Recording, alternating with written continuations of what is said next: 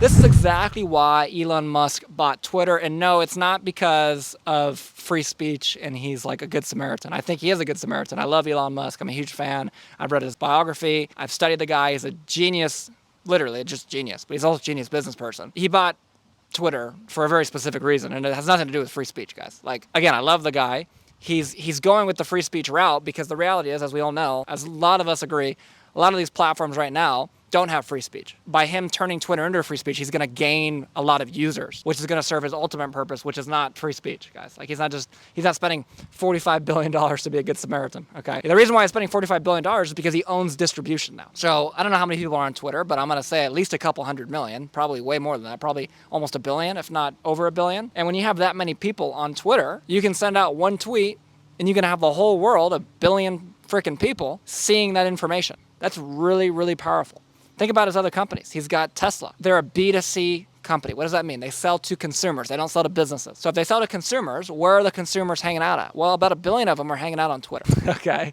So it's a huge opportunity for him to sell products through that avenue. And on top of that, let's think about it. Not only is that, one of his biggest companies. Obviously got SpaceX, which is a little different, but again, he needs to be well known to know all that. But he's also invested in many, many, many other companies that are B2C. Solar City, I think, is one of his companies, right? That's a B2C company. At the end of the day, whoever owns the distribution owns the money. Like, you think about back in the day, all of the companies that owned the huge news networks, that were billion-dollar companies. They were billion-dollar companies because they own the customer base, right? When you own the customer base, you're able to sell them whatever you want to, right? And you can sell the rights, like the news companies did, to sell those, to sell to those people. And that's what Twitter does and Facebook does and all these companies do.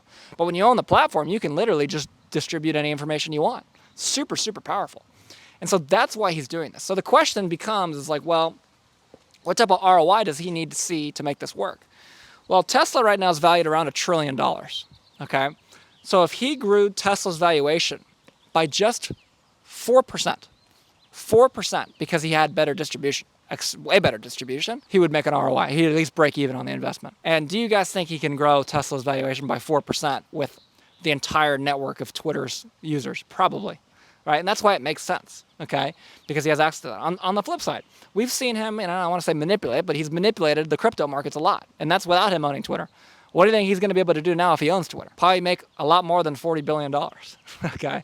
So this was a genius move as far as making money. And if you understand, like Elon Musk, if you read his biography, he talks about all these businesses he wants to start. And he also says the reason why I haven't started a lot of them is because I haven't figured out how to make money with them yet. Because the way he thinks is like, okay, well, if I could solve this huge problem in the world, it would improve the world a lot. But what we all know is it takes a lot of money to do that. And he's got a lot of money now, but he's the richest person on paper. The reality is a lot of his net worth is tied up in assets that he can't liquidate all of his Tesla holdings, right? He's got to own Tesla, okay? And so because of that, it's difficult for him to just pull up $50 billion in his own cash. He doesn't just have that. That's why he got financing to close his Twitter deal, okay? And so at the end of the day, if you have the distribution, that's another resource for you to pull cash from. That's another way that he's going to be able to use it, right? So with that being said, hopefully that makes sense. I just wanted to give you guys this quick business lesson because I see a lot of people that don't know anything about business talking about Elon Musk and they don't even know what they're talking about. Okay. At the end of the day, again, is he going to make more free speech on Twitter? Yes, he's probably going to do that. He's going to do it because he's going to get more users from it. And he wants more users because he wants better distribution for his companies and for information. He's not spending $50 billion out of the kindness of his heart. That's my 2 cents of it. So hopefully you guys enjoyed the video. If you guys liked it, click like down below. I'm going to do more breakdowns of some of Elon Musk's business decisions and tell you what's probably going on behind the scenes business-wise. So if you like that, like down below. Drop a comment on what other business people you guys want me to break down. And if you guys enjoyed the video, subscribe, and I'll see you in the next one.